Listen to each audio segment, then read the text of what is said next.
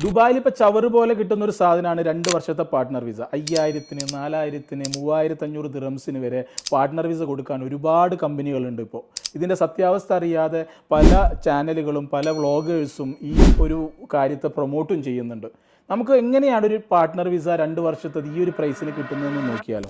Partner visa എടുക്കാൻ വേണ്ടിയിട്ട് നമുക്ക് മെയിനായിട്ട് ആവശ്യമുള്ളത് ഒരു കമ്പനിയാണ്. ആളുടെ പേരിൽ ഒരു കമ്പനി ഓപ്പൺ ചെയ്യണം, പിന്നെ എമിഗ്രേഷൻ കാർഡ് എടുക്കണം, പിന്നെ പാർട്ട്ണർ വിസ എടുക്കണം. ഒരു കമ്പനി ഓപ്പൺ ചെയ്യാനും എമിഗ്രേഷൻ കാർഡിനും കൂടിയിട്ട് ഏകദേശം 4000 to 4500 ദിറംസ് വരും.